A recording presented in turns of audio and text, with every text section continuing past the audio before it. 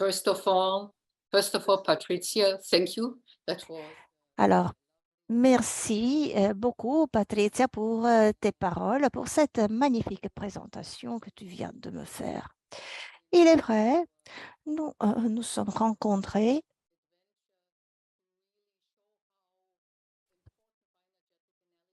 à l'occasion, pendant une occasion qui a donné le coup d'envoi à notre aventure ensemble pour travailler ensemble pour l'analyse bioénergétique, non seulement au sein de la communauté, mais aussi pour sa divulgation. Et donc, bonsoir à tous et à toutes.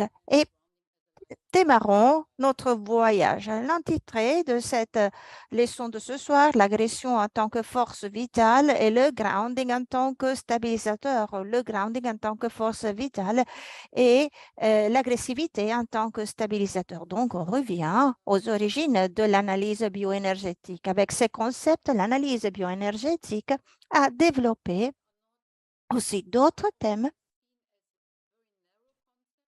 qui souvent sont considérés comme des thèmes assez limités, le grounding, l'enracinement, l'agressivité, qui ensemble prennent cette approche thérapeutique qui peut être exploitée dans un grand nombre d'interventions en psychothérapie. Et je tiens à vous montrer comment peut-on le faire, peu importe qu'il s'agisse de psychodynamique ou de thérapie psychocomportementale. Ces deux concepts euh, posent en réalité l'accent sur la présence, sur la confiance sur le soi, sur l'indépendance, l'orientation à l'action et il s'agit véritablement d'une ressource importante que nous voulons activer chez nos patients.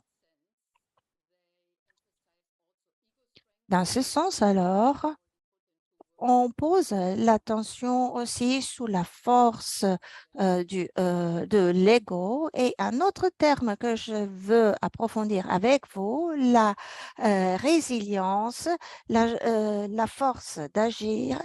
Et ce sont deux termes qui sont devenus très importants dans la psychothérapie du mainstream dans les 15 dernières années, surtout lorsqu'on parle euh, de thèmes corrélés au traumatisme. Donc, les thérapies pour travailler sur les traumatismes. Donc, je veux parler de conceptualisation, du concept de grounding, d'agressivité. Et par la suite, en partant d'une approche un peu plus limitée, je vais l'élargir en considérant toute la communauté et non seulement la communauté bioénergétique. Donc, je commence à partager les diapos que j'ai préparés pour ce webinaire. Alors, pourquoi ces deux concepts? Alors, on va rentrer maintenant dans le spécifique. On va se focaliser sur ce que je viens de dire. On est à la base, au début de l'analyse bioénergétique, de la psychothérapie somatique. L'analyse bioénergétique, en réalité, était née justement du concept du grounding, de l'enracinement dans la psychothérapie corporelle. Il s'agit donc d'un concept qui est à la base de l'analyse bioénergétique et à la base donc de la psychothérapie corporelle, somatique, afin d'identifier la surface énergétique, parce que nous savons que nous travaillons plus vers le grounding, l'enracinement plutôt que l'agressivité. Mais comme je vous le disais, ces thèmes sont très importants aujourd'hui et s'adaptent très bien au concept aussi plus moderne, en intégrant aussi l'orientation vers les ressources.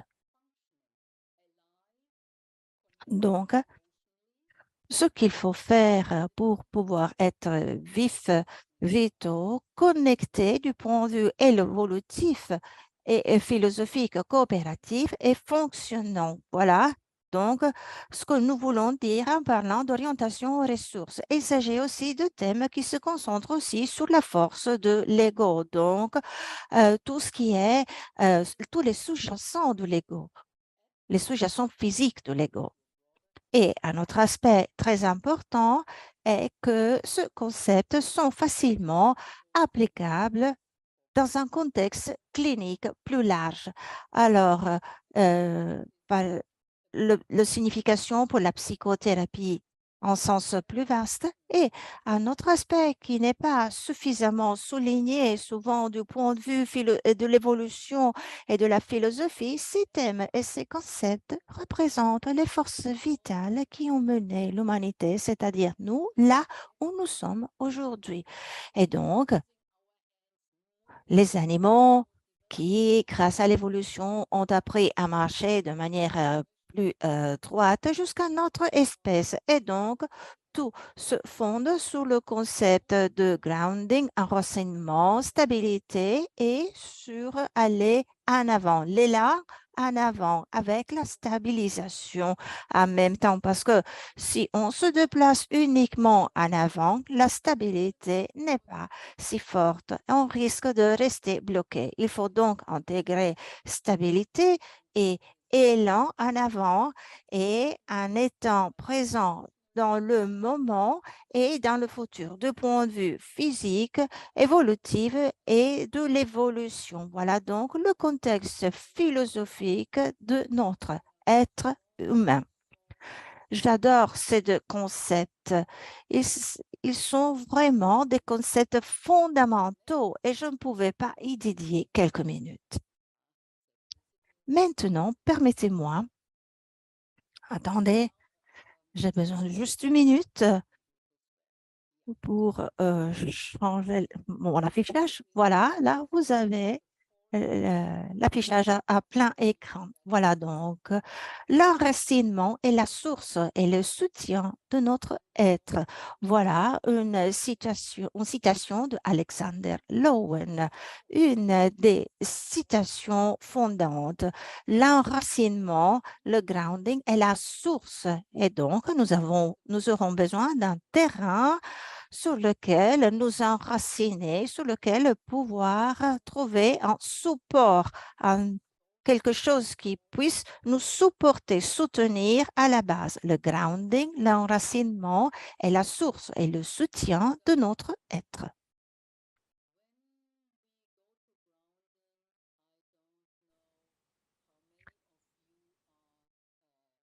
Lorsqu'on parle de grounding, je ne sais pas combien de personnes parmi vous ont déjà une certaine familiarité avec le grounding, l'enracinement et sa signification essentielle. Voilà pourquoi je désire vous accompagner et vous décrire quelques aspects qui caractérisent ce grounding et faire avec vous une série d'exercices afin que vous puissiez en faire une expérience personnelle. Et donc, je reprends le partage de mon écran.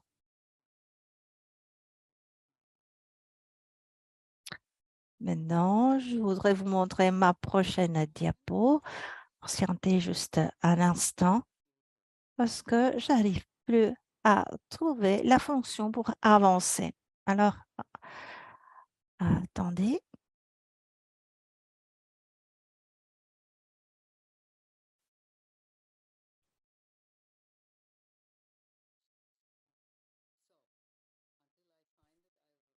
Alors, je vais en parler en attendant que j'arrive à l'afficher. Alors, nous disions, l'enracinement est la source, le support de notre être. Donc, la personne est le sol sur lequel on s'appuie.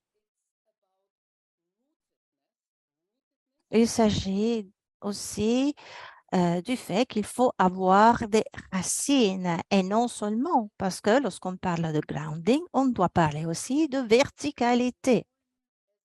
Et ceci étant des concepts fondamentaux que Alexander Lowen a développé. Il a été le premier en considérant l'approche thérapeutique de Freud de rester euh, sur le sofa. On a Par la suite, rajouter la posture de rester assise qui donne une approche plus comportementale et psychodynamique. Alors, d'abord allongé et puis assis. Mais Lowen a été le premier qui a introduit l'aspect de la verticalité que je vous montre maintenant. Restez début. Le fait d'être ici, la dimension verticale. Voilà donc quelque chose sur lequel je veux revenir à la fin de ma présentation ce soir. Nous, vous, moi, nous vivons tous dans un monde tridimensionnel, du haut vers le bas, donc verticalité, après sur le plan horizontal, mais aussi en avant, c'est-à-dire le plan sagittal. Donc, plutôt que rester allongé ou assis, là où nous avons une dimensionnalité qui est plus liée à l'espace, on met plus, euh, on donne plus d'importance au fait à quelque chose qui arrive du bas, qui va vers le ciel. Voilà ce qui nous fait bouger dans la vie parce que nous tendons à aller en avant. Nous ne restons pas toujours assis sur notre chaise.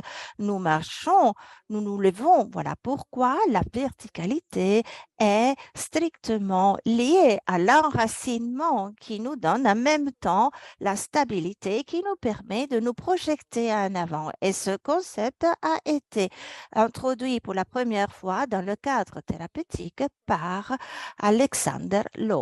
Il s'agit donc aussi du fait que nous devons être présents. Alors, si nous considérons le concept de verticalité et nous l'interprétons dans la modalité traditionnelle de la psychothérapie, alors je vous invite à faire un exercice avec moi pour ramener le concept de verticalité dans un contexte où l'on reste assis. Et je vais vous guider, je vous invite à faire un essai avec moi. Alors, essayez d'être conscient du contact des pieds avec le sol, les pieds sur le sol. Soyez bien conscient, ne changez rien. Restez juste conscient du fait qu'il y a quelque chose sous vos pieds. Le terrain, dans ce cas, le sol qui vous soutient, qui vous supporte. Essayez donc d'emphasiser le contact entre les pieds et le sol en vous levant pour sentir donc le support. Et ceci est une citation de Lowen.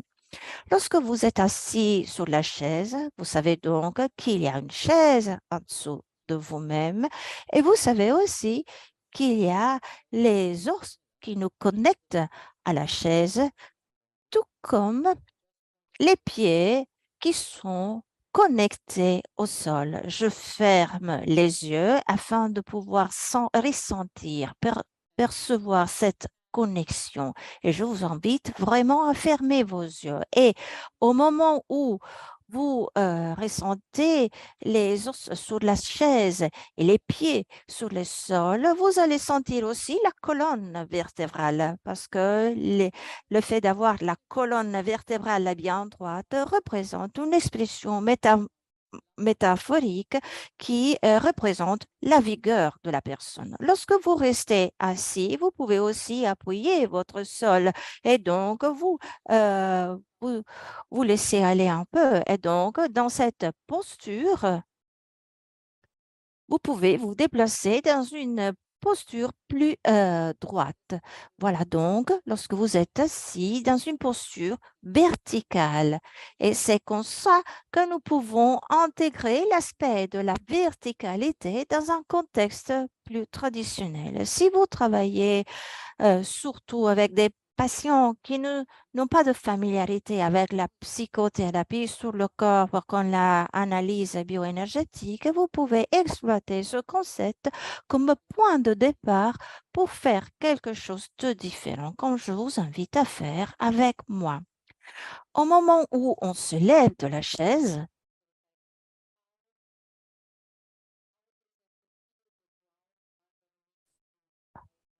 comment est cette sensation de ressentir le sol sous les pieds lorsque vous êtes debout? Est-ce que vous sentez qu'il y a quelque chose en dessous de vos pieds?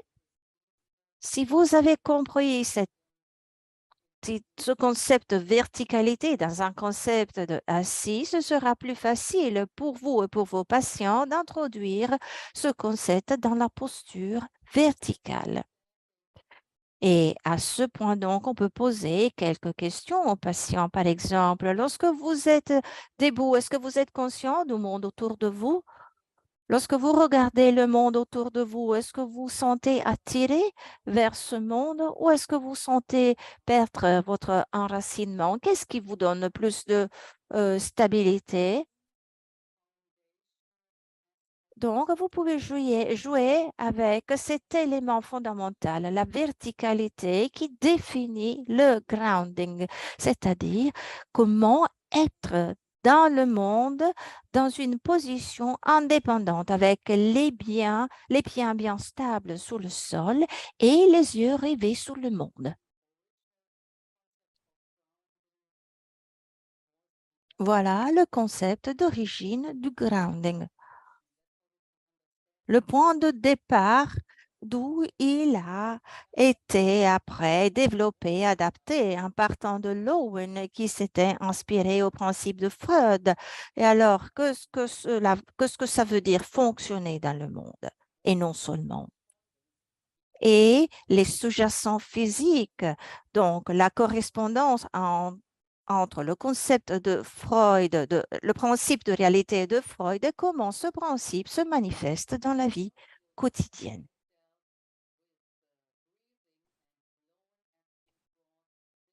Lowen a introduit le concept de verticalité dans ce sens, justement. Et j'espère que tout le monde puisse me suivre. Et aussi, donc, le contexte préliminaire, le fait d'être enraciné, connecté, ce qui veut dire avoir une présence en lien avec notre propre histoire personnelle ou essayer d'avoir un sens de ce qu'on a été, ce qui nous a influencé et qui sommes-nous aujourd'hui dans le présent. Donc, l'être bien enraciné, supporté par le terrain, le sol, mais aussi par l'histoire et dans l'histoire euh, dont nous faisons partie. Alors, euh, lorsqu'on parle de contact, nous savons qu'il y a plusieurs métaphores qui décrivent le grounding. Et j'essaie maintenant véritablement de partager mes diapos avec vous pour pouvoir continuer. Je ne sais pas pourquoi j'arrive pas à passer à la diapo qui suit. C'est dommage. Alors, je ne peux pas utiliser mes diapos. Alors, le fait d'avoir les pieds sur le sol veut dire rester avec les pieds sur terre en position bien droite. Cela veut dire aussi rester euh, sur pied, euh, se défendre, avoir et maintenir sa propre position, prendre position. Et donc, dans chaque langue, il y a une traduction différente de ce concept. Prendre position, faire front. J'avais écrit il y a quelque temps un article en allemand sur la description des différentes expressions utilisées dans les différentes langues sur la position droite. À prendre position, avoir un point de vue, faire front, par exemple. Je sais quelque chose, je suis ici présent et je veux te raconter ma position, mon point de vue. Il s'agit donc de connexion, une fois de plus, avec la stabilité. Et il y a aussi une autre expression, c'est-à-dire avoir les jambes euh, bien calées, c'est-à-dire on commence à faire quelque chose qui par la suite va changer. On peut dire aussi qu'un projet a les jambes, qu'il est entamé et que par la suite, il va se développer. Donc, notre corps est bien enraciné, ancré aussi en termes de langage. Et ce langage est un langage auquel il faut prêter beaucoup d'attention, même lorsque il est présenté par notre patient. Par exemple, si un patient rentre dans la thérapie, il vous dit, j'ai des problèmes avec mon chef, j'arrive pas à me défendre de mon chef ou je n'arrive plus à le supporter. Et alors, le fait de rester début devant lui, de prendre position devant le chef. Et alors, pensez alors à la posture bien carrée, rester bien droit. Voilà mon idée, ma position plutôt que dire, voilà mon idée, c'est ce que je dois dire. Et vous modulez aussi vos impressions à travers la voix. Et quand je ne suis pas bien droit, la voix a moins de force. Tandis que avec une posture bien droite, vous avez plus de force. Tandis que vous avez une posture flasque, vous avez moins de force. Et donc, ce sont tous des aspects importants à considérer. Il faut bien écouter les paroles et le langage du corps en utilisant parfois des métaphores. Un autre aspect important que je voudrais citer est plutôt clinique. Les implications cliniques, en effet, quand je le disais avant, et je tiens à l'emphasiser, les applications cliniques sont vraiment euh, le setting thérapeutique. Il ne s'agit pas seulement de rester assis, de parler ou de s'allonger et parler, mais il faut avoir aussi la possibilité de se lever, de pouvoir se déplacer. Lorsque nous définissons notre cadre thérapeutique en l'élargissant, pour mieux comprendre ce qu'il faut faire, comment il se présente. Pour utiliser ce même exemple, alors je peux réaliser ma posture, ma position si quelqu'un s'approche un peu trop. Et donc, nous avons non seulement plus de possibilités, mais aussi plus de confusion, de chaos, car notre cadre de référence s'élargit.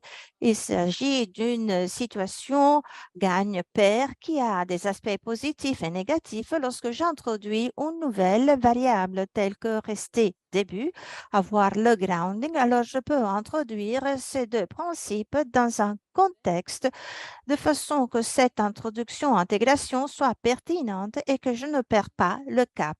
Alors, j'ai parlé de stabilisateur de vie pour le grounding et l'agressivité, donc le fait d'être supporté par le terrain. Mais maintenant, je veux faire un exercice avec vous.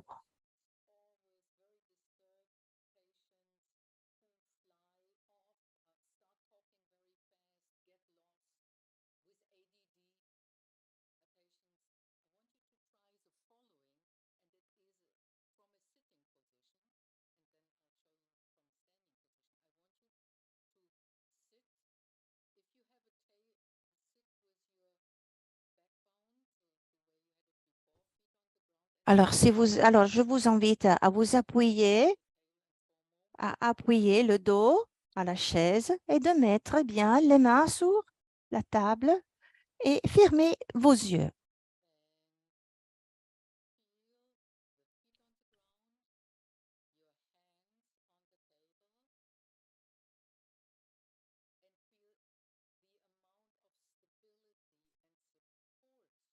Essayez de percevoir la stabilité et le soutien que vous pouvez obtenir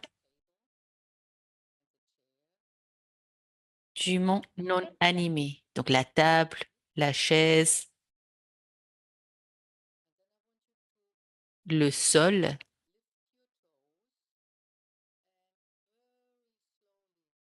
Maintenant, très doucement, allez soulever les doigts, les orteils.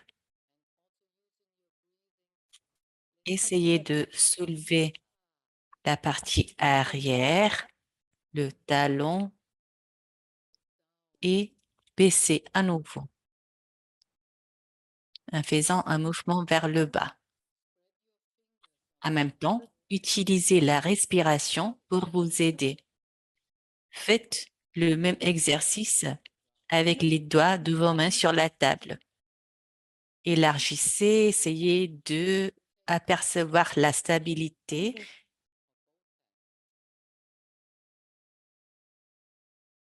Après, prenez une main ou les deux mains.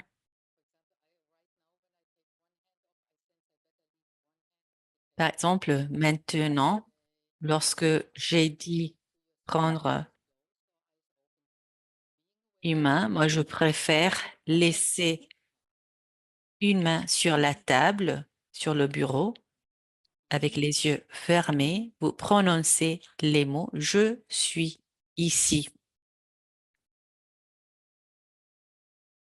Je suis ici.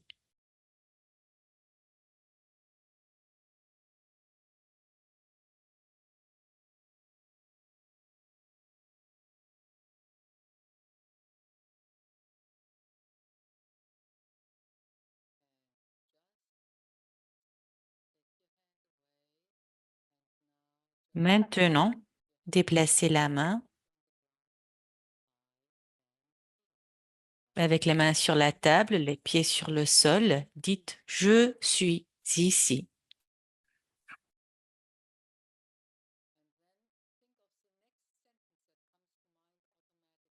Après, réfléchissez à la prochaine phrase qui survient automatiquement. Ça peut être je suis ici, je me sens bien, qui sont les autres. Je ne sais pas quelle est la phrase, quelles sont les expressions qui vous surviennent automatiquement, mais allez suivre le sens de stabilité que vous ressentissez lorsque vous êtes supporté du bas. Vous reconnaissez votre présence. Reconnectez-vous avec le mot moi. Faites-le individuellement.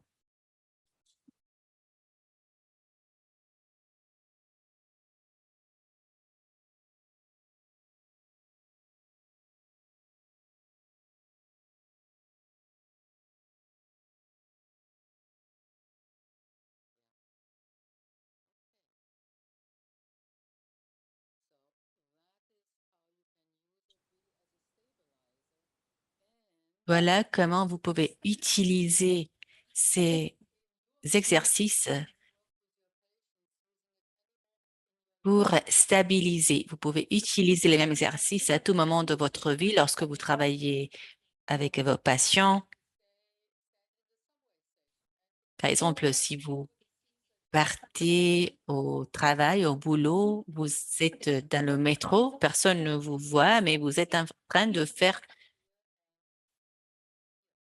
de la stabilisation. Donc, vous prenez connaissance de la présence du terrain, du sol sous vos pieds et vous dites « Je suis là, je suis ici ». Maintenant, levez-vous de la chaise, mettez-vous debout et vous dites « Je suis ici ».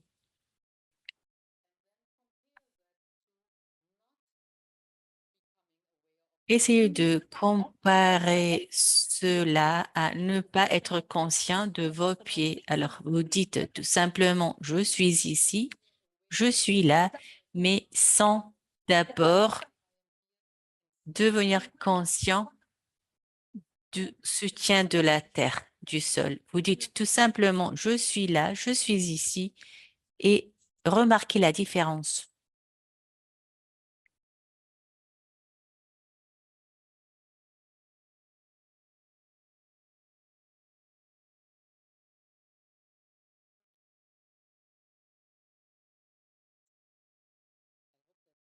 Très bien, j'espère que vous suivez, que vous comprenez ce que je viens de vous expliquer.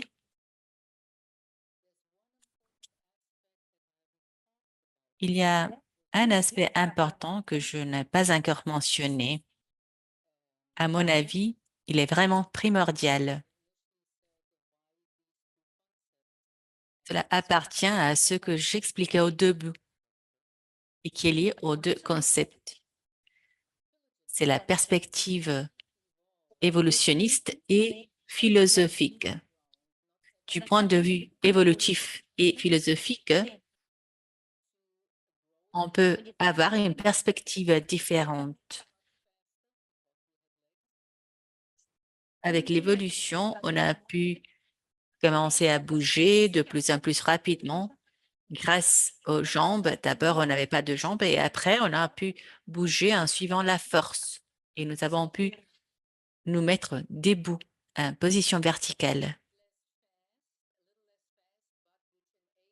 Cela a ralenti un petit peu le mouvement, mais il a également permis d'avoir des interactions avec le monde autour de nous. Beaucoup de choses qui font partie du monde entier ont été créées. Donc, on a perdu un petit peu de contact avec le terrain parce qu'auparavant, on était complètement soutenu et peu de mouvements étaient possibles. Après, il y a eu beaucoup de mouvements et moins de stabilité. Dans la position verticale, nous n'avons presque pas de stabilité parce qu'on a uniquement les pieds sur terre, mais grâce à la position verticale, bon, il nous a fallu des millions d'années, on a pu devenir les êtres humains que nous sommes aujourd'hui. Donc, du point de vue de l'ontogénétique, on est né, nous sommes nés sans la capacité de rester en position verticale. Notre sol, notre terrain est représenté par les bras de nos parents, de notre maman, de notre papa qui nous soutient. Le soutien humain est notre soutien, notre support et il peut être suffisamment ou assez bon. De cette façon, vers l'âge de 8 mois, on peut commencer à bouger, à se mettre debout et bouger en avant. Donc, côté ontogénique, on va répéter ce qui s'est passé au niveau évolutif. Donc, on passe d'un support complet, total, à peu de support qui nous permet d'être indépendants parce que d'abord, on est dépendant et après, on devient indépendant pour bouger dans le monde. Chaque jour, pendant le jour, pendant la nuit, nous nous détendons, nous nous endormissons pour avoir un peu plus de détente. On est en position horizontale et pendant la journée, on peut se lever, se mettre en position verticale et bouger dans le monde. Cela implique l'enracinement. C'est connecté avec le concept d'enracinement et avec le concept de bien-être. Dans le bien-être, il faut considérer comment prendre soin de soi et une partie de cela consiste à bien dormir et à dormir suffisamment. Du point de vue de l'enracinement, le sommeil consiste à revenir à l'état primordial, ne rien faire.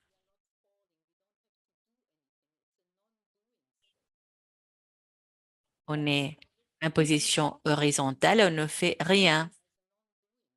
Donc, si l'on considère le sommeil en tant qu'état de ne rien faire, et ensuite on réfléchit au fait qu'on a besoin de suffisamment de sommeil ou suffisamment de sol pour fonctionner,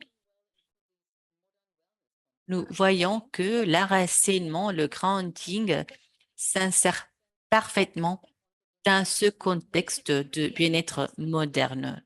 De l'autre côté, il y a aussi l'aspect phylogénétique et ontogénétique qui fait partie de notre vie quotidienne.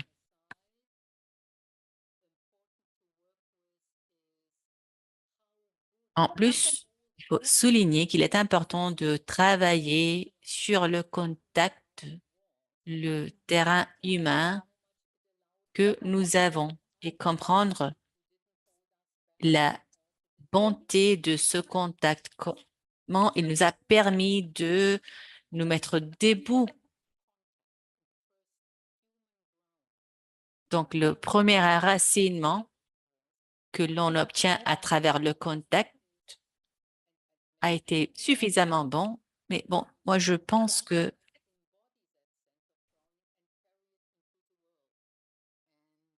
ceci explique le sens de l'enracinement dans notre vie quotidienne. J'essaie de vous montrer cet aspect.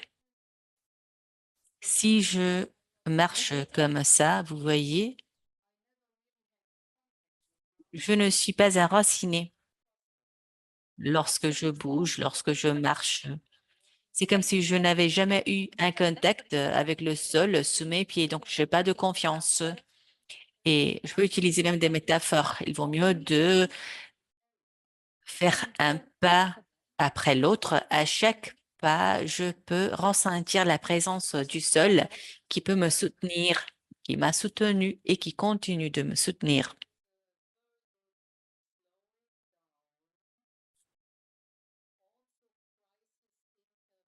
Cela implique un ralentissement qui est très positif.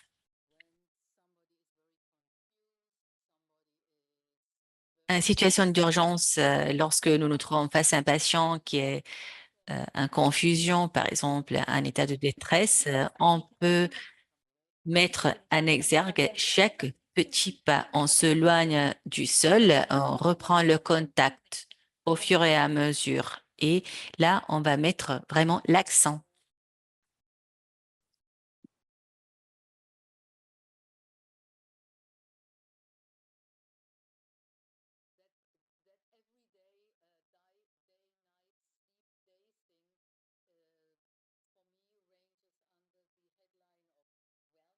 Chaque jour, nous avons le cycle de réveil et sommeil. Cela fait partie du bien-être, mais aussi de notre rythme. On a besoin de plus en plus de stabilité pour bouger en avant.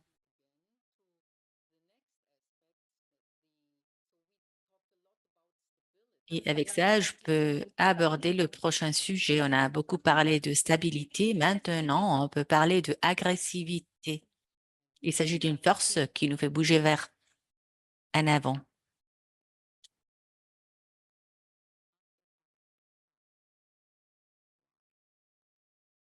J'essaie un petit moment de voir si je peux utiliser les diapos.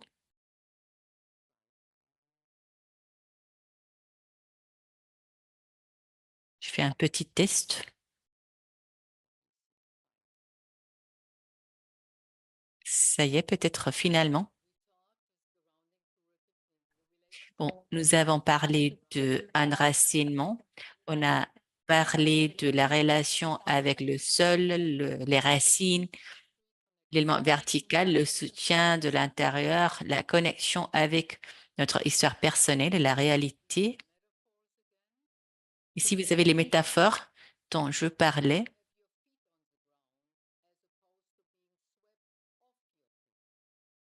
Avoir les pieds sur terre plutôt qu'être emporté par le courant ou être de nouveau sur ses pieds. On dit tomber amoureux et donc tomber, c'est l'idée de bouger, plonger dans la personne aimée. Et grâce à la connexion, grâce au contact avec le pied, on revient avec les pieds sur terre, avoir les jambes sous la main et non coupées. Et ensuite, on a d'autres expressions telles que prendre position, tenir une position, avoir un point de vue.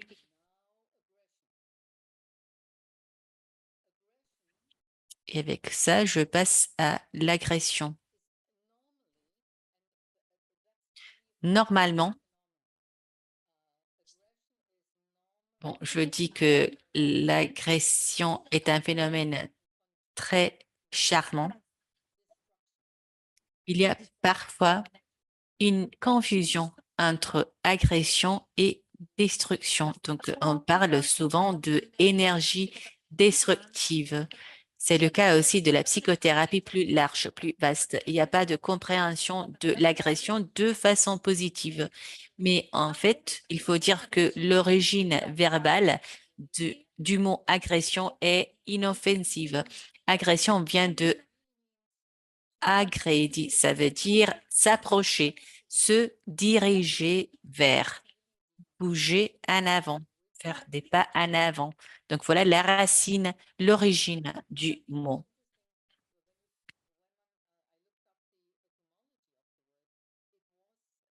J'ai étudié l'étymologie de ce mot. C'était intéressant de remarquer que pendant longtemps, l'agression n'a pas été connectée avec la destruction. C'était au XVIIe siècle que le mouvement en avant a été lié à l'attaque. Et donc, on a commencé à utiliser le mot agression avec ce sens de énergie destructrice. Au début de la psychothérapie, avec Freud, l'agression était une poussée. Dans l'analyse bioénergétique, l'agression est vue comme une pulsion, une énergie positive. Donc, je reviendrai maintenant à un petit sujet que je vais aborder. Donc, j'aimerais parler des origines.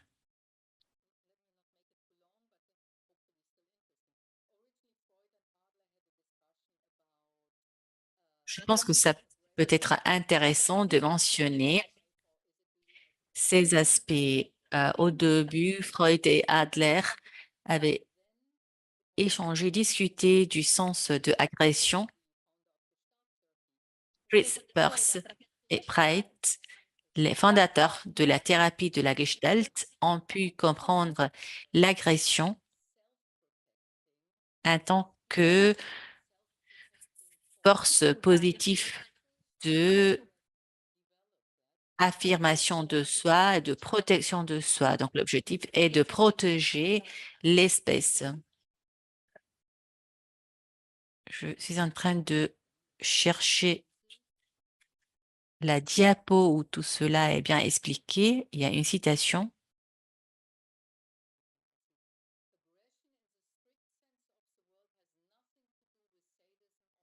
L'agression au sens strict du terme n'a rien à voir avec le sadisme ou la destruction. Elle signifie approcher, s'approcher de. Toute manifestation de la vie est agressive. L'agression est l'expression de la vie, de la musculature, du système de mouvement.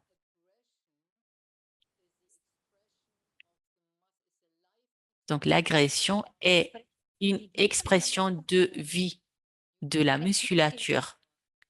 Voilà ce que disait Ray.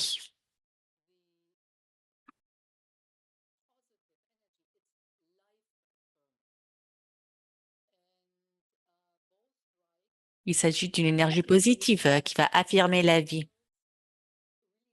Aussi bien Reich que Peirce ont compris l'agression et l'agressivité dans cette perspective.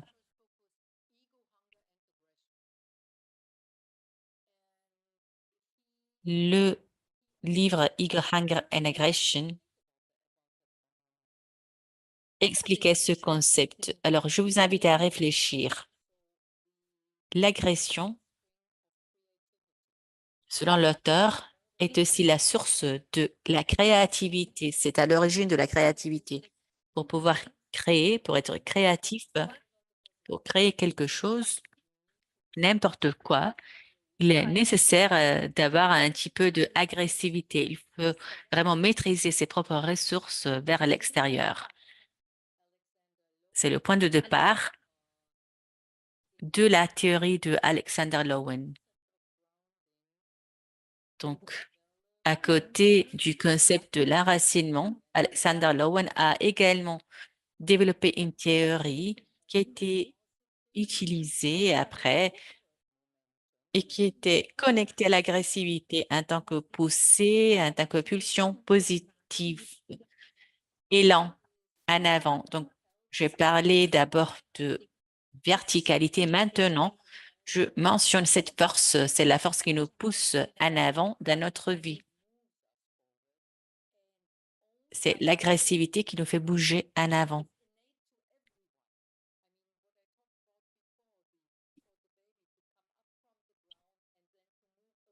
Ça fait partie de chacun de nous. C'est vraiment inné. J'ai mentionné le cas du petit enfant qui peut s'éloigner de sa mère, qui peut dire non. Non, ça signifie je suis différent, je ne suis pas toi. Je peux me déplacer et bouger dans le monde. C'est l'agressivité innée dont nous avons tous besoin pour devenir indépendants.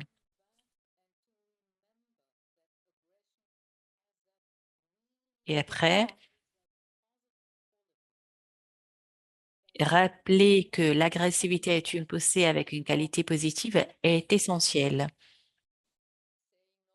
Seulement lorsque l'agressivité est frustrée, donc par exemple, lorsqu'on dit toujours non à un enfant âgé de 2 ans, on peut avoir des répercussions.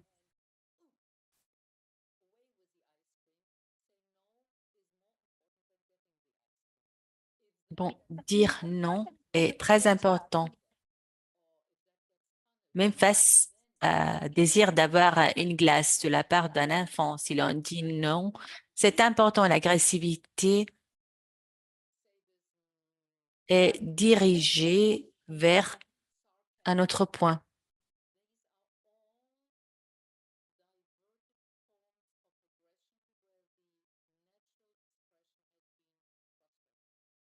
Le sarcasme est une forme redirigée de l'agressivité qui a été frustrée.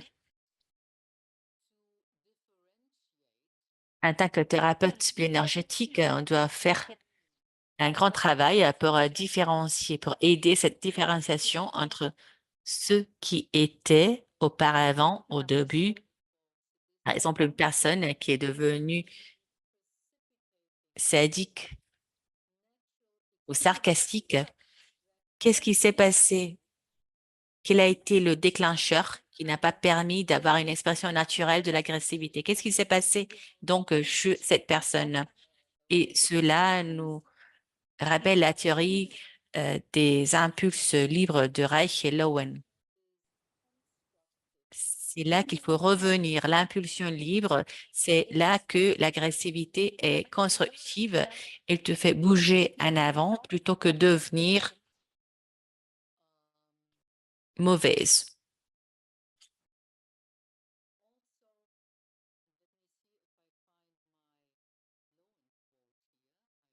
J'ai ici une citation de Lowen. J'aimerais la lire. Il y a une citation concernant l'agressivité.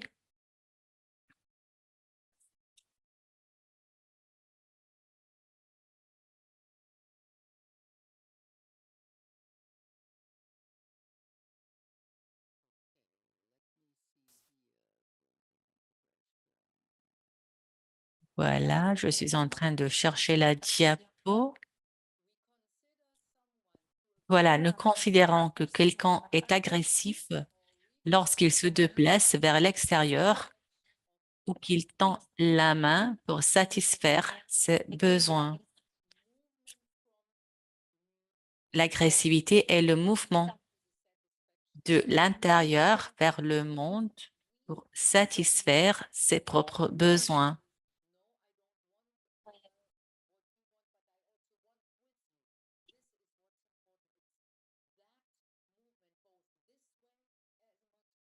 Le mouvement est très important.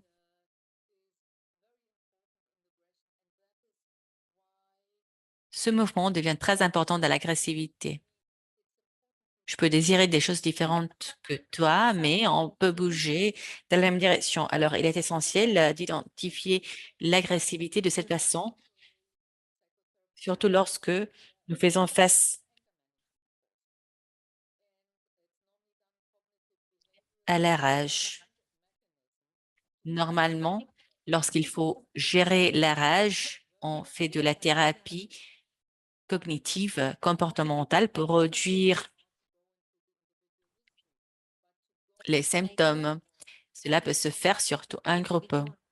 C'est difficile de rentrer dans d'approfondir la vie de chacun. Mais il faut comprendre d'abord si la rage est liée à ce que quelqu'un voulait dire. Il faut trouver l'origine. Il faut comprendre comment la rage peut être séparée de ce que nous désirons. La rage, la colère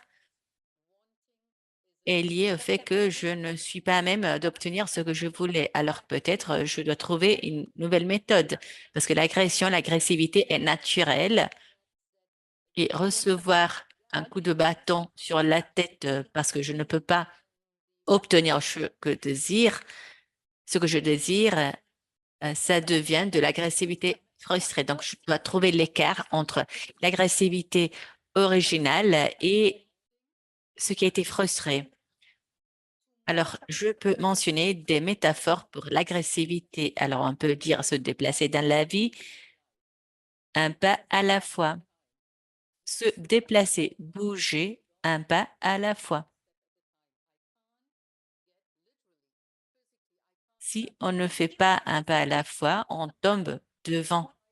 Physiquement, je ne peux pas bouger d'ici à la librairie. Si j'essaye de sauter, je vais tomber. Il s'agit d'un mouvement en avant qui prévoit le fait de faire un pas à la fois pour avoir une stabilisation. Le mouvement en avant signifie enracinement. À chaque pas, je peux m'enraciner.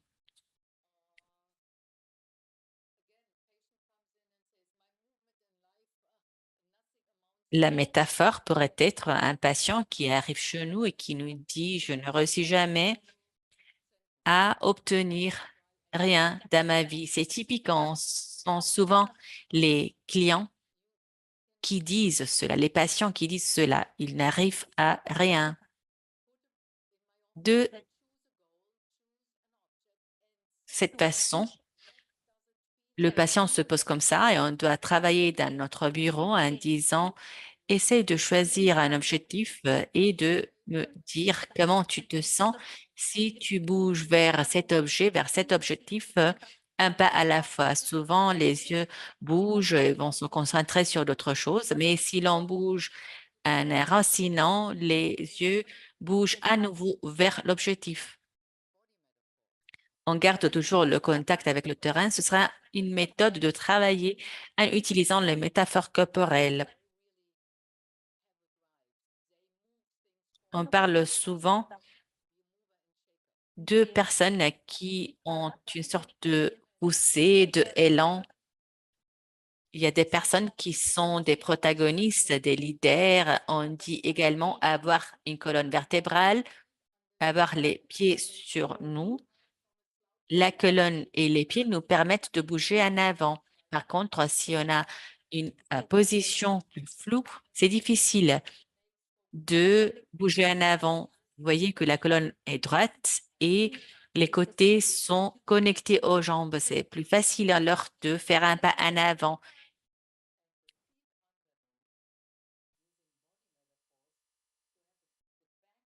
On peut utiliser donc les métaphores corporelles, la colonne vertébrale, les pieds sur terre, qui nous permettent de bouger en avant plus facilement. Et après, on a les principes de l'enracinement. Et nous avons également la position et la colonne, qui est liée à la perspective de l'évolution, la perspective évolutive. Les êtres humains ont la colonne qui permet d'avoir cette force pour faire des mouvements en avant. Ce sont trois aspects essentiels, les pieds, le fait de bouger en avant et la stabilité.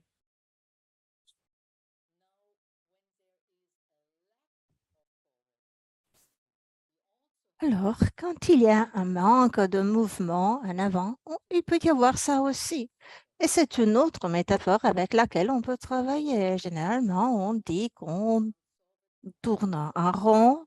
J'ai un problème, j'arrive pas à résoudre et donc je tourne en rond. C'est une image idéale avec laquelle on peut travailler au niveau physique. Et là, vous voyez tous les points qui sont connectés à la position début. Comme je vous le disais avant, l'importance du cadre thérapeutique de travailler debout et en marchant. Et si une personne tourne en rond, on peut aider cette personne afin qu'elle puisse aller en avant, marcher tout droit. Tu vois, tout tourne en rond. Et regarde la différence en regardant, en marchant tout droit. Et enfin, nous avons dans notre langage aussi le CV. Qu'est-ce que cela veut dire? C'est-à-dire notre vie qui est arrivée jusqu'à un certain point. Donc, il faut parcourir la ligne temporelle de notre vie. Maintenant, je voudrais demander à vous tous, et je vais vous guider, de travailler avec la force vitale, pas seulement l'aspect de stabilisation, le mouvement en avant, l'agressivité. Je vous demande, s'il vous plaît, de vous lever. Levez-vous.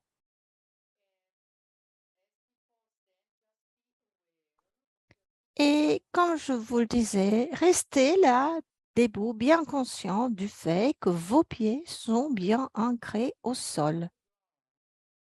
Et avec les pieds au sol, essayez de focaliser votre regard vers l'horizon, un peu plus loin, là où vous êtes. Par exemple, moi, je vais regarder les livres qui sont là-bas. Et sans bouger, sans rien faire, j'espère que vous pouvez me voir, que vous pouvez voir ce que je suis en train de faire. Oh, voilà, je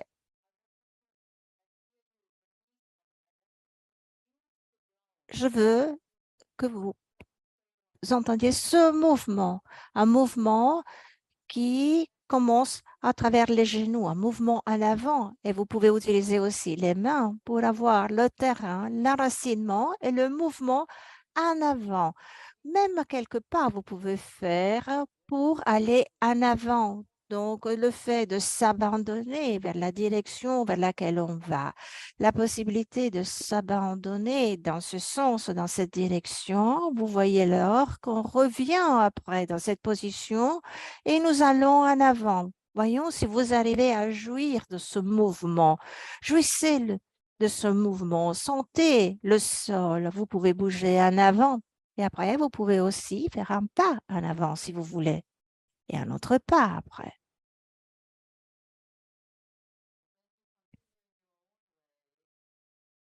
Et après, vous pouvez continuer à votre guise, suivant votre rythme afin d'arriver à votre objectif. Regardez et vous voulez arriver là où vous étiez en train de regarder. Et vous pouvez même arriver à toucher l'objet que vous voyez grâce à ce mouvement en avant. Et après, regardez d'où vous arriviez. Regardez vers le passé. Et du passé, nous sommes arrivés ici. Nos pieds nous ont transportés. Vous pouvez continuer à aller avant. C'est une véritable bénédiction, ça.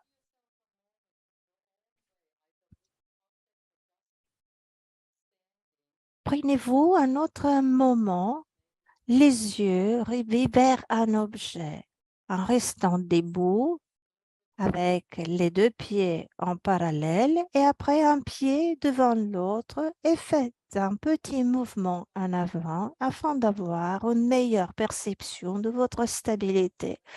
Et faites alors ce mouvement comme ça, en avant. Agressivité, stabilité, je me déplace en avant, le terrain est toujours ici et si je dois bouger plus rapidement ou si je dois ralentir, je contrôle et avant de bouger, je me stabilise. Et si je me bloque, alors je dois emphasiser mon mouvement en avant.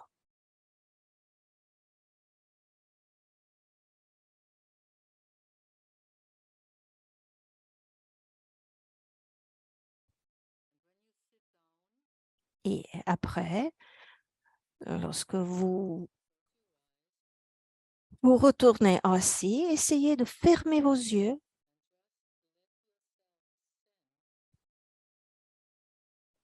et essayez de comprendre la composante émotionnelle. Est-ce que c'était quelque chose d'agréable, quelque chose qui a produit un peu d'anxiété?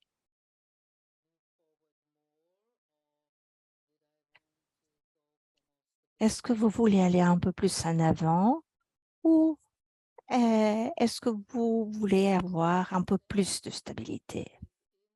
Essayez donc à percevoir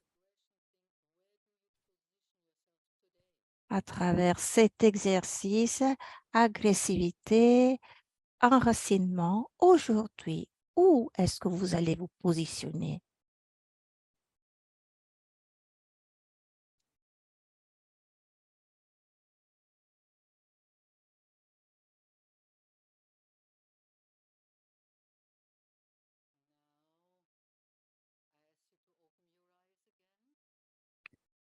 Alors, vous pouvez réouvrir vos yeux et on continue.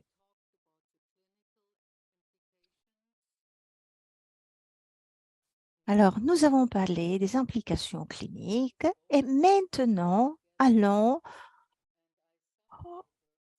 à notre prochain thème. Et alors, si on assemble ces deux principes, on peut rajouter un sous-titre, comme je l'ai fait, c'est-à-dire interaction et dialectique. Vous avez déjà fait l'expérience de tout ça à travers les exercices, la stabilité dans la vie et l'orientation vers l'action. Pour nous, l'orientation vers l'action était le mouvement en avant.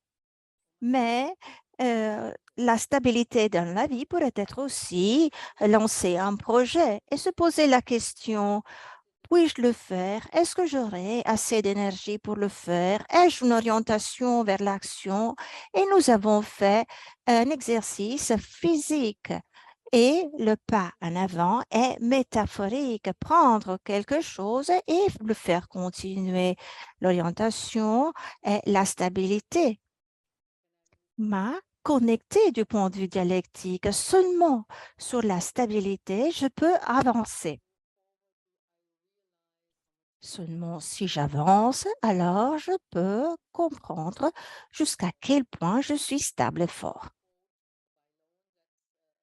Et voyons alors une autre situation une conversation personnelle que nous avions eue au début des années 90, lorsqu'il dit l'enracinement, le grounding et la racine de tous on peut être agressif que si l'on est enraciné, ou sinon on est des fous, des imbéciles.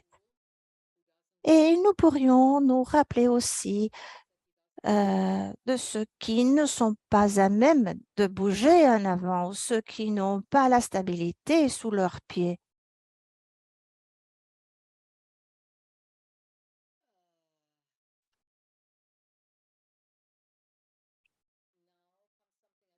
Bon, passons maintenant à un tout petit exemple clinique sur comment peut-on utiliser les métaphores du mouvement. Un instant, j'arrive.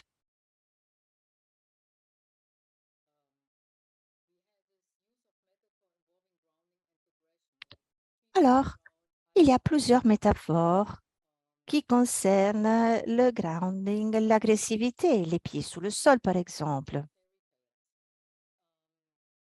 ou toutes les métaphores que nous retrouvons aussi dans les fables. Les yeux rivés sur le prix, par exemple. Après, il y a une fable qui représente l'agressivité et l'enracinement.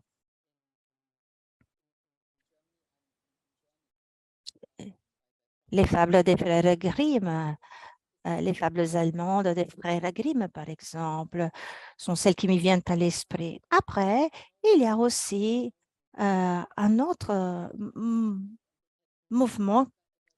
Il y avait une personne qui voulait savoir qu'est-ce qu'il y avait au-delà des montagnes. Et Étant donné qu'il avait peur de ne pas arriver à dépasser la montagne, il avait peur et donc il n'y allait jamais. Il avait peur d'escalader la montagne parce qu'il avait peur de voir ce qu'il y avait derrière. Mais un jour, ce petit monteur décida de grimper la montagne et de voir ce qu'il y avait sur le sommet de la montagne. Et il avait fait ce mouvement, comme on l'avait fait nous, le mouvement à l'avant. Et là, quand il est arrivé sur le pic, il était content. Le titre de l'histoire est Le petit moteur. Alors, revenons maintenant à l'enracinement et à l'agressivité qui sont complémentaires à la régression et opposés à la régression. Il s'agit là d'un travail clinique très important.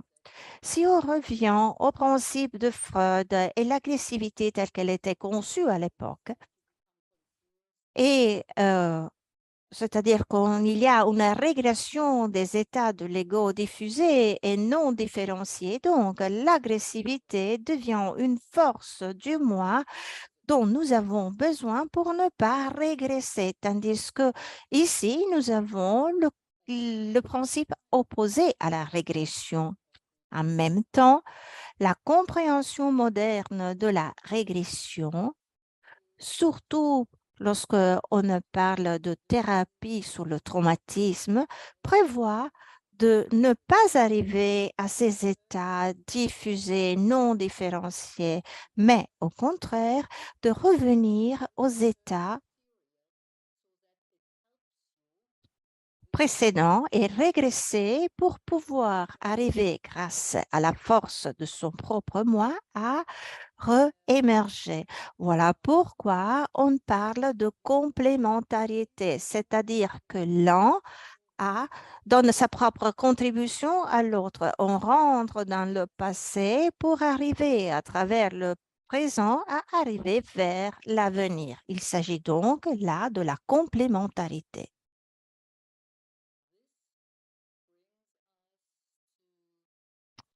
Et donc, allons voir maintenant comment pouvons-nous intégrer le grounding et l'agressivité dans notre intervention de psychothérapie. Donc, voyons un peu. Permettez-moi de revoir juste un instant. Je veux revenir sur une diapo que j'avais préparée avec des mots-clés.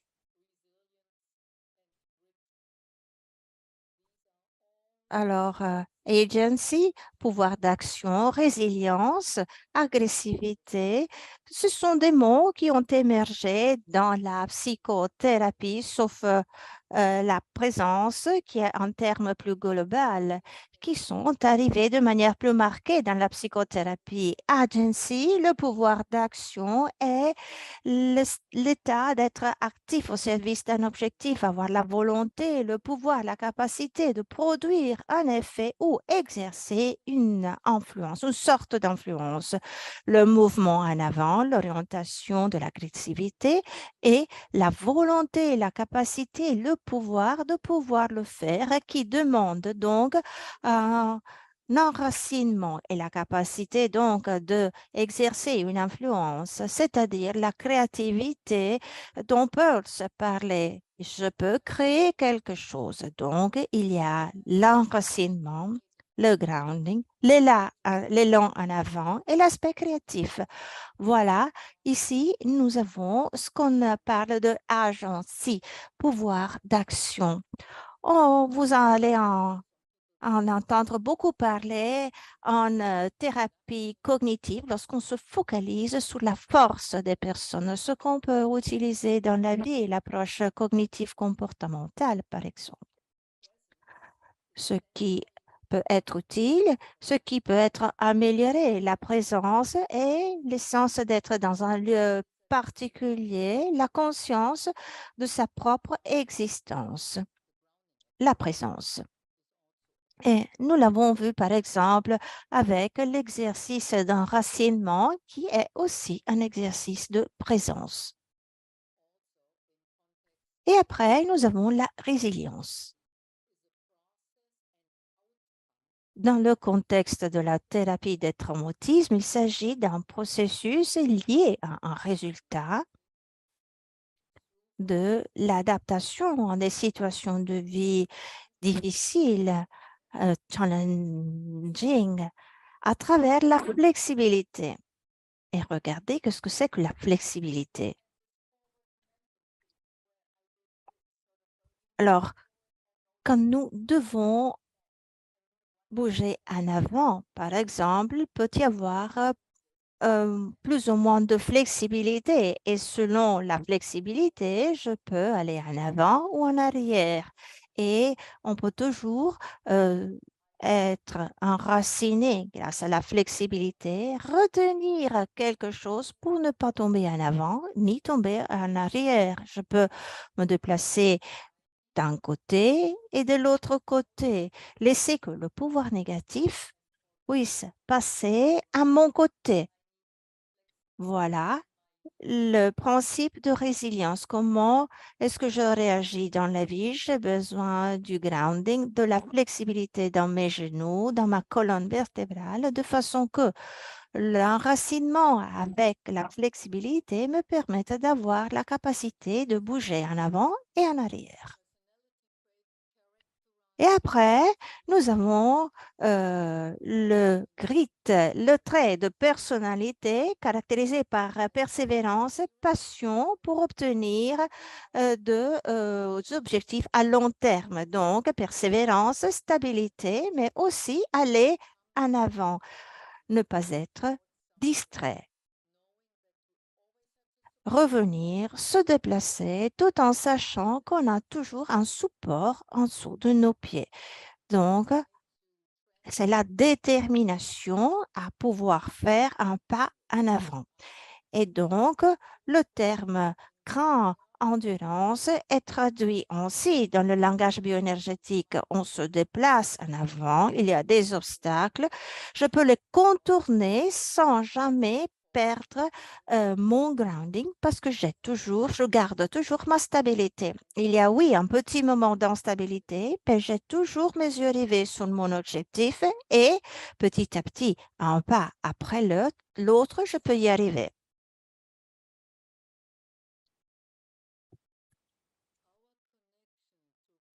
Et alors, notre connexion avec la psychothérapie contemporaine prévoit l'utilisation des principes que nous connaissons très bien de enracinement et agressivité.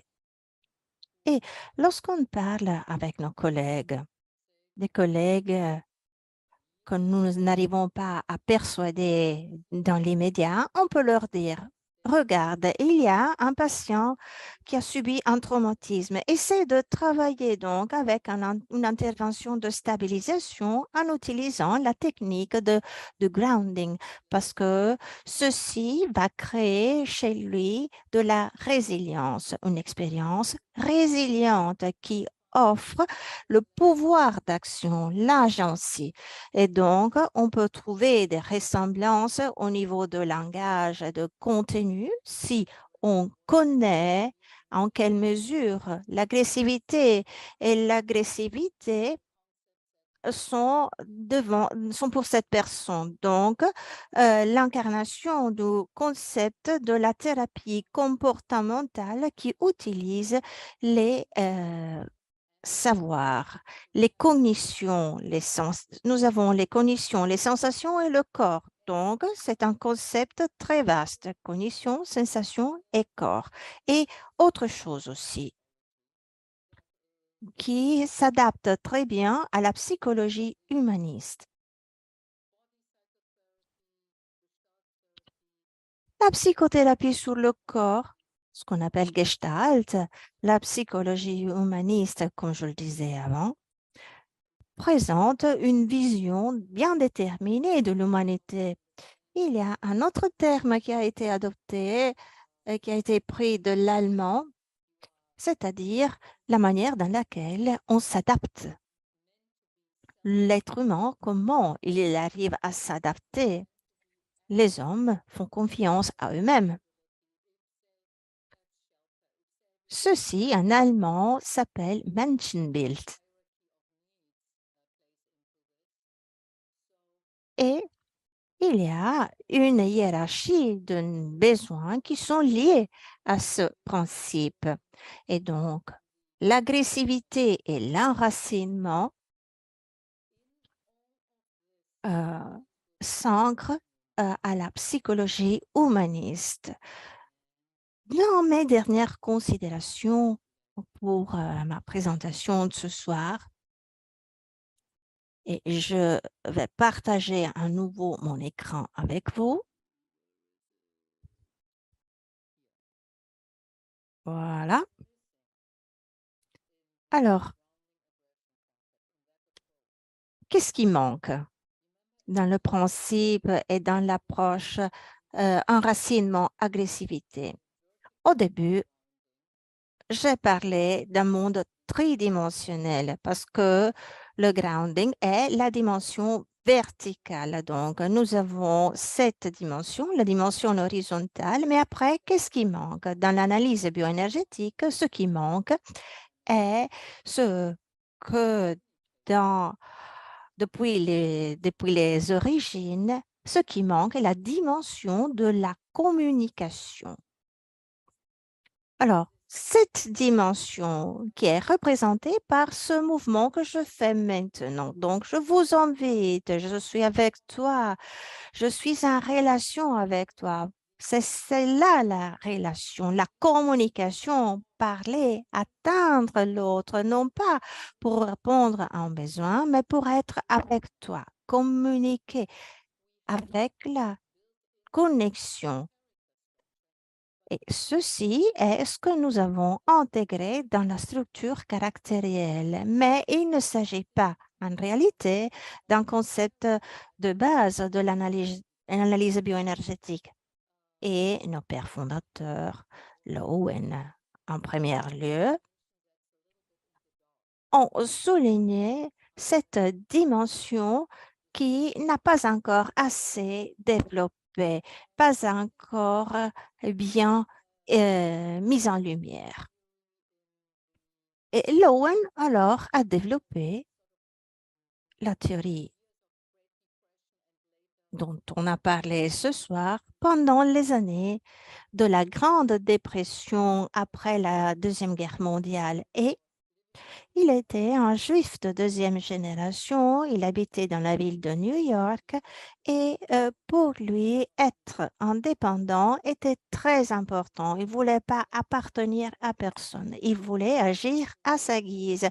Et ce concept, par la suite, a vu son évolution dans l'analyse bioénergétique en intégrant d'autres composantes liées à la théorie de l'attachement, des relations en empruntant d'autres idées, d'autres théories. Et ces emprunts ont été faits de manière très attentive, même si on n'a pas mis beaucoup d'attention sur cette composante qui manque encore dans l'analyse bioénergétique. Chaque courant culturel et social crée généralement ses propres idées à partir de Freud et après ensuite Reich qui avait développé sa propre théorie sous le chaos, ce qui avait caractérisé la République de Berlin avec les impulsions émergentes par la suite. Il y a eu la position de Lowen et la ville de New York avec sa vision d'indépendance qui apportait un peu plus de féminisation dans la psychothérapie, l'importance de la communication et du détachement. Et je crois que dans l'analyse bioénergétique, le focus réside sur cette dimension même. Non seulement le grounding, mais aussi le moi, la connexion et la communication qui sont quelque chose qui doivent être encore plus développés, quelque chose que nous devrions rajouter aux principes fondants de l'analyse bioénergétique. Alors, voyons un peu les temps. Je crois avoir bien respecté les temps à ma disposition et alors, donc, je vous laisse la parole pour les questions. Je ne t'entends pas. T'as muté ton micro. Oui, merci Angela. Ça a été très, très intéressant. C'était une leçon très intéressante, une très belle perspective. Intéressante aussi du point de vue historique. Les idées de Lowen et la mise en œuvre aussi de ces principes et la capacité de pouvoir intégrer au sein des concepts de l'analyse bioénergétique aussi d'autres concepts et beaucoup d'interventions de psychothérapie moderne intègrent d'ores et déjà ces principes de bioénergétique et donc nous avons une connexion en continu. Et cette communication transculturelle, cross-culturelle est très importante afin de rendre ces concepts de plus en plus forts. Alors, j'ai lu plein de remerciements et plein de questions. Je voudrais commencer par une première question qui a été écrite dans notre chat, reliée à ce dont tu viens de parler. Alors, le concept de grounding. Peut-on associer le concept de grounding à celui de base sécurisée? Oh oui, sans doute. Le concept de grounding en tant que manifestation physique de la base sécurisée de Boldy est correspondante. C'est la partie physique qui est rajoutée à l'idée de enracinement. Une autre question qui n'est pas strictement lié à ce principe. Je ne sais pas si tu pourras approfondir. Alors, quand tu avant, nous as parlé de la marche consciente, la personne qui a posé cette question se réfère à Luisa Parmigiani qui a écrit un livre à ce propos sur ce sujet. Elle était la fondatrice de SIAB. Et on parle donc de marche consciente par rapport à la manière de marcher de Kradiva. Et donc, le livre lié au bas-relief romain avec une femme qui marchait avec beaucoup de grâce. Voilà, on parle de la marche consciente. C'était juste une considération. Après, il y a une troisième question. L'agressivité est une énergie qui permet d'être visible au monde. Je suis là, j'existe. Voilà une déclaration d'existence, mais en même temps, c'est un cri de douleur dans un rapport avec l'autre. Es-tu d'accord avec ça?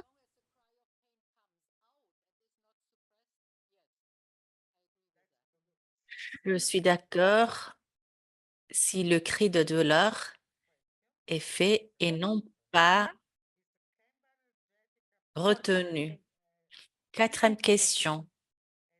L'approche bioénergétique peut-elle être vue comme une déclinaison de la psychologie du soi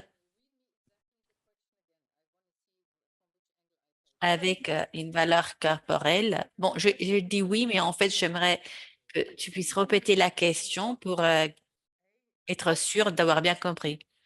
Est-ce que l'analyse bioénergétique peut être vue comme une interprétation de la psychologie de l'ego? Oui et non. Alors, il faut dire que d'abord, on a développé l'idée bioénergétique du corps. Donc, on ne peut pas dire que l'analyse bioénergétique est issue et donc une conséquence de la psychologie de l'ego. C'est le contraire. La psychologie de l'ego peut être comprise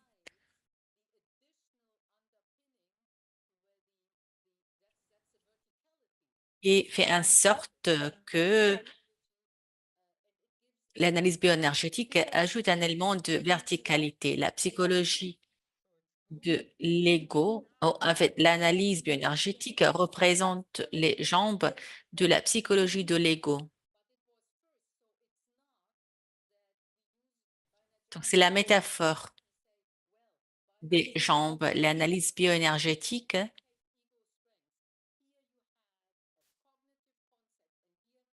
et la force de l'ego représentent respectivement une force et une sous-jacente physique qui sont bien intégrés l'un à l'autre.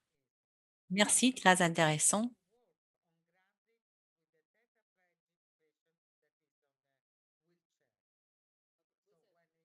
Prochaine question. Comment est-ce que vous travaillerez avec un patient quadriplégique, un fauteuil roulant? Donc, les jambes ne sont pas disponibles. Merci beaucoup, c'est très intéressant. Je profite de cette question pour approfondir un petit sujet. On a fait un exercice auparavant. Je vous ai demandé de mettre vos mains sur le bureau, sur la table. Bon, l'enracinement consiste à utiliser un support, un soutien pour soi. Donc, être transporté, supporté. Si nous mettons les mains, par exemple, sur la table, on peut s'enraciner. Alors, je vais prendre une chaise, restez là, je vous montre. Voilà, je prends cette chaise.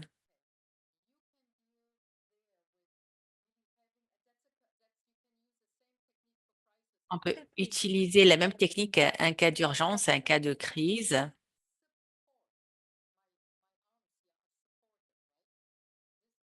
Comme vous le voyez, mes bras sont soutenus ici par les accoudoirs. Donc, je n'ai pas besoin de tenir mes bras soulevés. J'ai un soutien, j'ai un support grâce aux accoudoirs. Je peux les toucher. Le patient aussi peut les toucher et faire ce mouvement.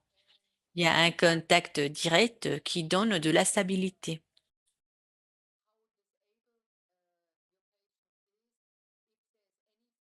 Et après, bien évidemment, ça dépend du niveau de handicap du patient. Mais si le patient peut sentir quelque chose dans ses jambes, on peut faire quand même l'exercice. Il y a aussi un autre exercice possible en utilisant le dos et le contact du dos avec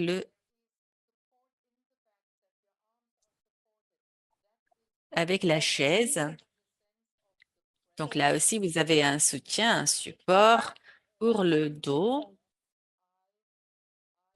grâce à la présence du dossier. Alors, l'enracinement est connecté avec la présence. Je suis présente, je suis connectée avec ce monde inanimé, non animé. J'ai un soutien et je peux utiliser ce soutien. Je ne suis pas en train de flotter dans l'air.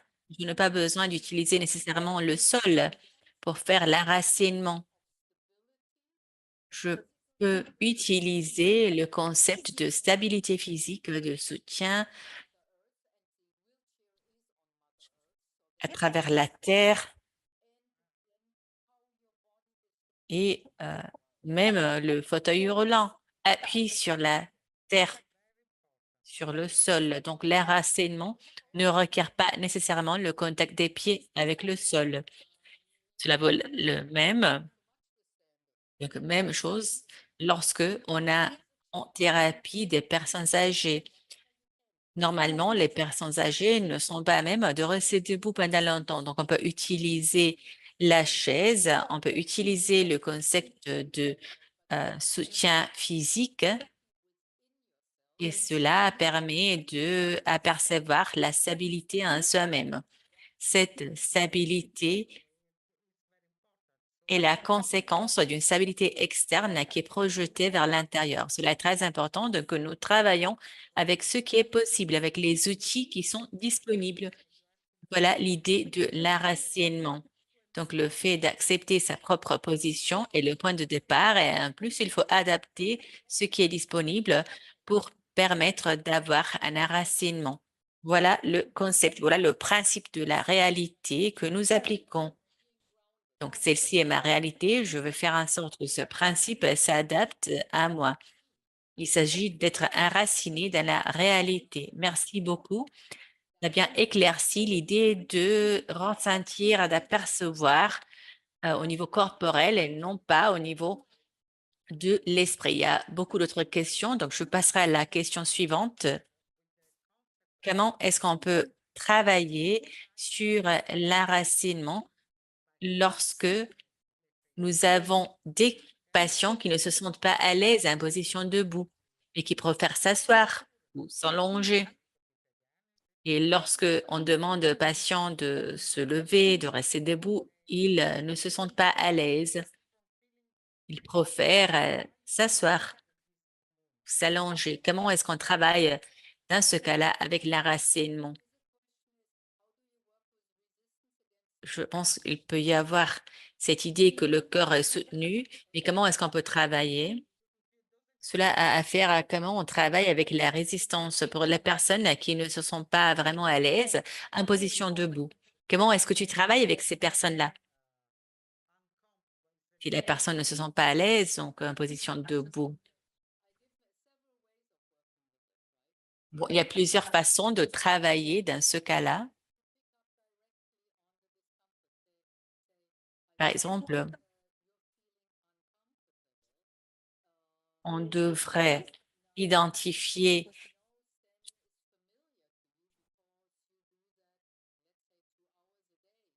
la condition du patient, le malaise du patient, mais il faut dire également, normalement, on reste debout pendant quelques heures pendant la journée. Donc, c'est vraiment une position commune, un mouvement commun, comment que l'on peut avoir. Peut-être on ne se sent pas à l'aise à cause du contexte de la thérapie, on se sent exposé. Donc, c'est une façon là de découvrir un peu plus de ce malaise.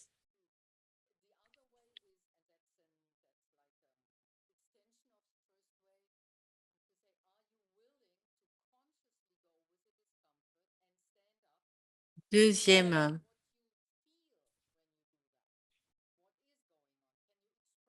méthode, il faut être conscient du malaise, rester debout et dire ce que tu sens. On peut explorer avec la personne et c'est une façon encore de travailler avec la résistance.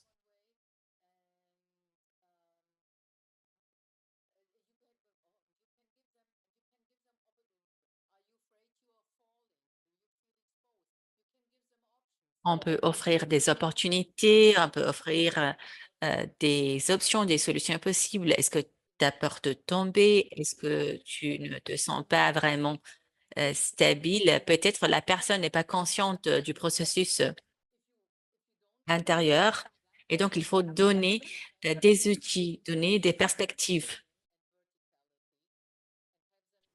On peut faire ce que nous avons dit au début du webinaire. On peut exprimer, par exemple, la position verticale, un restant assis. On fait un exercice dans lequel on aperçoit le corps, on ressent et on comprend la différence entre rester debout et assis.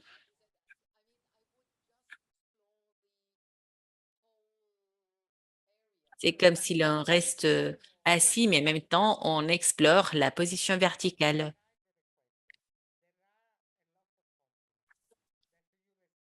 Au-delà des questions, beaucoup de personnes se sont félicitées avec toi. Donc, tout le monde a vraiment apprécié ce webinaire. Je comprends, tu vois pas le chat parce que tu es en train de écouter, mais il y a beaucoup de personnes qui sont ravies de t'avoir écouté, de avoir eu cette perspective de ta part, la perspective bioénergétique et la capacité d'avoir une expression corporelle. Tout le monde l'a vraiment apprécié. Bon, je continue maintenant avec les prochaines questions.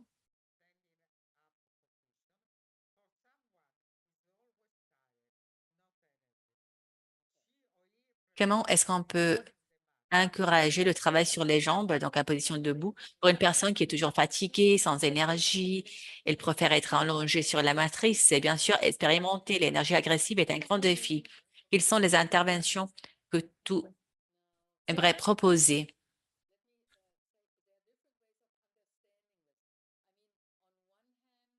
Il y a plusieurs façons pour répondre à cette question.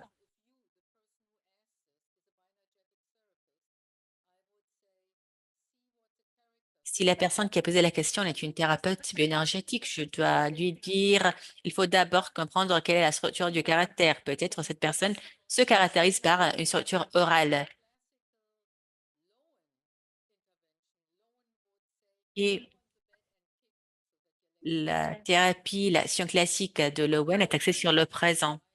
Donc, il faut se positionner sur le lit et bouger les jambes pour ressentir l'énergie. C'est un exercice classique de l'analyse bioénergétique. En plus, il y a une autre façon de travailler à ça. C'est lié à l'enracinement, au bien-être, au rythme. Si vous vous rappelez, il est possible d'explorer si la fatigue est plus liée au caractère oral, par exemple, ou bien à la situation de la vie. Est-ce que tu dors suffisamment? On peut explorer cette position en restant allongé sur le canapé, en laissant la tête libre. Moi, je peux retenir la tête. Il y a beaucoup de personnes qui s'allongent et qui restent en tension. Donc, la tête n'est jamais libre. On pourrait donc donner une lecture corporelle. On pourrait dire, patient, maintenant, tu es allongé. Est-ce que tu te sens vraiment supporté? Donc, ma proposition, c'est de analyser le caractère par rapport à la position. S'il y a une personne qui dort 5 heures par jour, donc là, vous avez vraiment une raison qui explique pourquoi la personne est fatiguée. Mais normalement, cela est plutôt lié au caractère.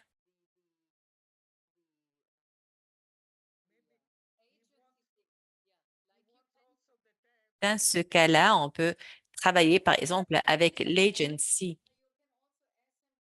Le thérapeute peut aussi ressentir de la fatigue si la personne. Si le patient me dit je me sens fatigué, on pourrait faire face au fait que le patient ne réussit pas à rester debout. On peut plutôt voir une perspective différente, c'est-à-dire je peux rester debout. Je vais lire quelques commentaires.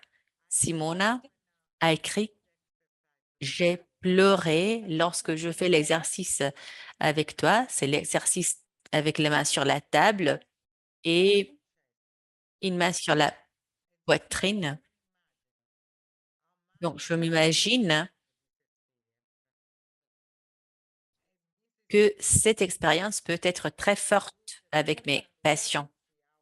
Cela est très important. C'est vraiment un exemple qui montre que cette dimension est vraiment efficace avec les patients.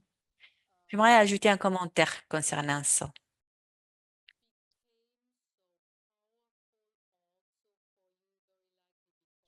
Cela est devenu très puissant pour toi, peut-être parce que j'ai utilisé le mot moi, je suis là. Donc, j'ai utilisé cet escamotage pour personnaliser l'exercice. Donc, l'enracinement a été personnalisé et on a travaillé sur ta présence aperçue. Si tu penses que dans ta vie, euh, tu n'es pas vraiment importante ou tu n'es pas vue, aperçue, tu ne penses pas être suffisamment importante, la connexion avec le mot moi dans un exercice d'enracinement est très puissant.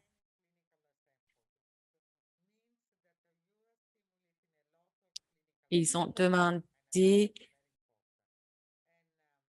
d'avoir beaucoup d'exemples cliniques. Cela veut dire que tu es en train d'encourager vraiment la pensée clinique. C'est très important.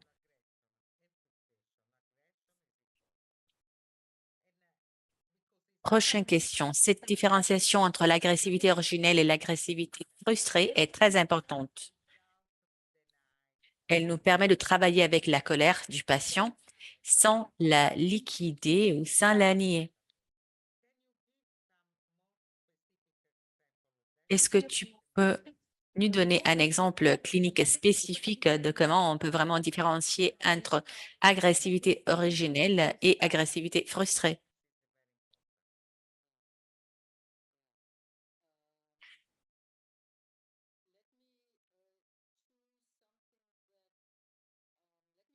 Je me permets de choisir, à titre d'exemple, le sarcasme. Lorsqu'il y a une personne qui fait toujours des commentaires sarcastiques,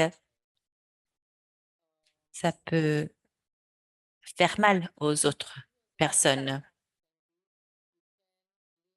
Le thérapeute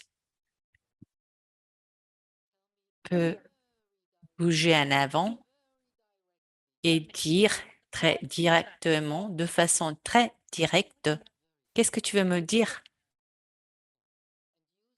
Dis-moi ce que tu veux me dire de façon directe et utilise ton cœur avec un élan en avant, bouge vers moi, parce que le sarcasme, normalement, est positionné comme ça, il est exprimé comme ça. Donc, utilise ton cœur pour dire de façon très directe ce que tu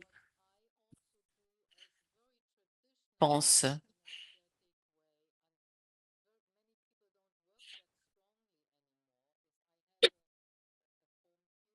J'ai aussi un exercice que je fais qui est très traditionnel par rapport à la thérapie bioénergétique.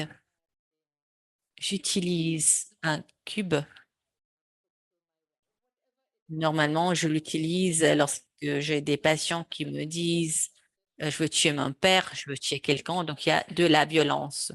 Je fais exprimer cette violence sur un objet non animé, donc le cube, par exemple.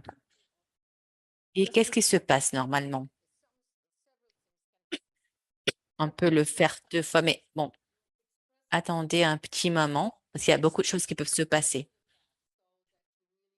Je vais vous montrer. Je vais frapper le cube, mais je reviens en arrière. Donc, je ne reste pas sur l'agressivité. Je ne reste pas dans la position du coup. C'était l'agressivité négative. Je reviens en arrière, vers moi-même. C'est la première possibilité. Mais souvent, d'autres choses se passent. On l'a dit plusieurs fois, il y a des personnes qui commencent à pleurer souvent. Les personnes nous disent, je ne voulais pas dire ça, je suis si fâchée avec mon papa, j'aurais voulu qu'il était meilleur, qu'il était présent. L'expression avec plus d'énergie, l'expression de violence dans un contexte de sécurité permet de aboutir à un résultat. Le patient va pleurer et ça va déclencher des émotions. Cela est très important, ça peut arriver, mais normalement, on peut le faire si nous avons une bonne relation avec le patient. Il s'agit aussi d'être enraciné. C'est une bonne alliance thérapeutique qui est nécessaire. C'est très important. À côté de ces 2 techniques, il faut dire que les deux euh, font apparaître ce qui est sous-jacent. Je pose la question, dis-moi directement, de façon directe, ce que tu veux dire. Alors, la personne face à moi penserait, ah bon, je peux dire ce que je veux, mais je suis d'accord lorsque tu dis qu'il faut d'abord établir une bonne relation avec le patient. Prochaine question. Qu'est-ce qui se passe lorsque, à la suite de l'exercice, le patient dit de sentir peu le sol et il a une sensation de légèreté? Donc, le patient mentionne une sensation de légèreté. Qu'est-ce que cela veut dire? C'est comme s'il avait la tête dans les nuages et non plus les pieds sur terre. La façon la plus facile est bouger, marcher lentement, doucement. C'est vraiment la façon la plus simple. Il faut appuyer le pied complètement à terre, du talon jusqu'aux orteils. Tu es là comme personne. Tu restes avec ton poids sur un pied. On appuie un petit peu sur les genoux pour prendre à notre pas en avant.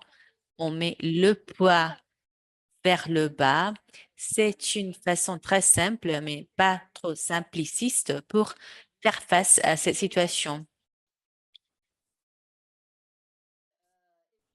Prochaine question, comment est-ce qu'on peut gérer l'agressivité chez des patients qui sont affectés par une dépression, une forte dépression, donc personne totalement dépourvue d'agressivité. Lorsqu'il y a une forte dépression, bon, c'est pas vraiment facile de faire bouger cette personne. Je ne sais pas si Vita est là encore. Elle travaille beaucoup avec la respiration, les voix, le mouvement. Donc, on pose la question à la personne. Est-ce que tu peux respirer? On demande d'avoir une respiration un peu courte, de créer pour aller encourager la respiration. Cela est très important. Ça devient vraiment un aspect physique qui est essentiel pour ces patients.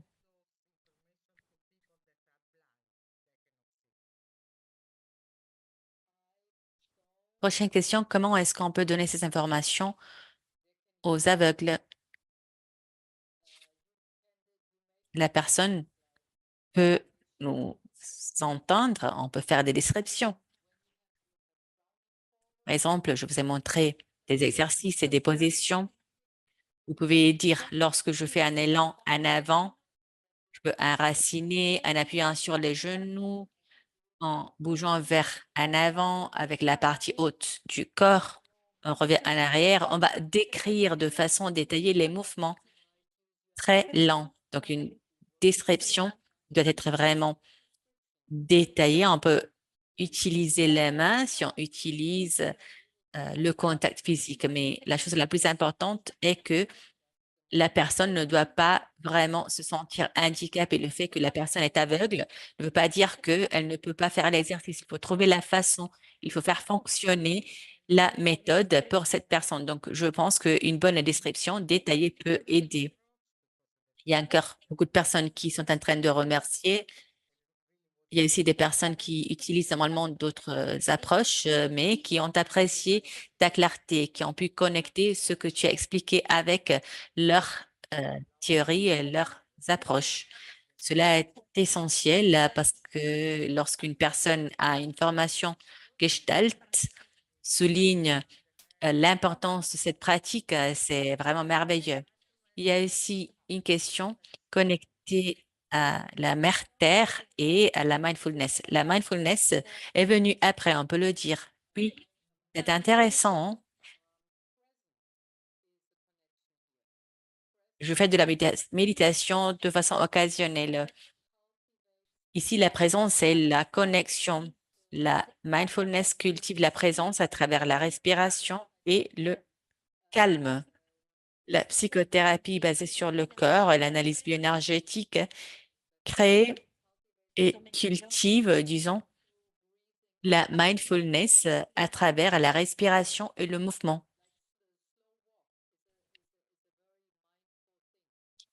Bouger, marcher lentement, ça fait beaucoup partie de la mindfulness, la pleine conscience.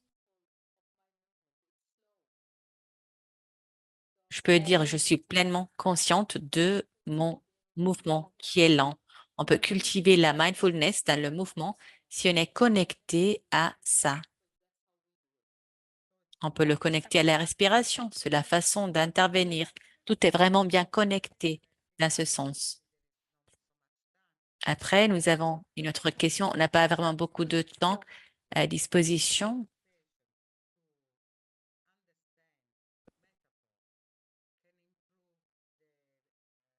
Est-ce que la capacité du patient de comprendre les métaphores peut améliorer la relation thérapeutique? J'ai résumé la question pour toi. Je fais confiance aux métaphores, je les utilise beaucoup parce que les métaphores sont la cristallisation de la connaissance commune. Si je suis en train de dire je perdu la tête, la plupart des personnes vont comprendre la même chose. Métaphore, ça veut dire transporter, porter en avant. Donc, les métaphores ont une connaissance commune qui est cristallisée dans une seule phrase. Et cela les rend vraiment utiles, très utiles. Parce que le patient dit une chose et tu comprends directement. On n'a pas besoin d'éclaircissement. 70 jusqu'à 90% de ce que la personne est en train de dire devient compréhensible. Donc, la question est comment est-ce que on peut choisir la métaphore? Je suis en train de perdre la tête. Euh, je peux dire, allons mettre en exergue le reste du corps, les pieds, pour avoir une connexion entre la tête et le corps. Si tu es en train de perdre la tête, je peux demander qu'est-ce qui se passe au reste du corps? Qu'est-ce qui passe au reste du corps si ta tête s'empare? Donc, cela présente vraiment beaucoup d'opportunités. Tout peut fonctionner. C'est très puissant. C'est un message qui vient du patient. La métaphore est un message qui est envoyé par le patient qui nous demande d'écouter parce que c'est important. Et la chose la plus importante, c'est euh, comprendre la métaphore. Cela nous permet d'être efficaces. Nous avons vraiment beaucoup d'autres questions, peut-être une dizaine. Malheureusement, nous n'avons pas le temps pour répondre. Il est déjà 9 heures. Toute une dernière chose concernant les métaphores et je fais référence au travail de Daniel Searls. On parle du now moment. Le moment, c'est maintenant. Lorsque quelqu'un utilise une métaphore, il faut vraiment la saisir, la comprendre. Oui, c'est très important. Je vois qu'il y a beaucoup de questions, de commentaires. Beaucoup de personnes veulent te remercier pour ta clarté et pour ta passion aussi. La passion que tu as vraiment transmise dans ce webinaire, tout le monde a apprécié et c'est très important. On l'a vraiment ressenti. Et j'aimerais conclure en disant merci, grazie di cuore, merci chaleureusement. C'est vraiment là aussi une métaphore. Merci de mon cœur. Beaucoup de personnes ont été stimulées, encouragées par ton webinaire. Tout le monde l'a trouvé très intéressant. Et j'ai aussi remarqué qu'au début, il n'y avait qu'une question et après, j'ai compris pourquoi. Je vois qu'il y a 22 questions maintenant. J'ai compris que tout le monde était vraiment intéressé à écouter et suivre l'expérience. Après, lorsque nous avons ouvert la session questions-réponses, beaucoup de personnes ont commencé à poser des questions et beaucoup de personnes ont commencé à te remercier. Donc, de mon cœur, vraiment, mes félicitations et c'était un plaisir de être avec toi, de t'écouter. C'était très utile pour nous tous et toutes, pour la communauté bioénergétique, mais pour la communauté de la psychologie. Tu as vraiment partagé avec nous beaucoup de connaissances. Le fait de savoir que beaucoup de personnes ont apprécié ce que j'ai dit. Bon, ça me fait vraiment plaisir. Merci, Patricia. On a toujours été très bien connectés, bien en contact. Donc, merci et je te remercie à nouveau. Et on reste en contact. Tu peux rester en contact avec nous tous. Merci beaucoup.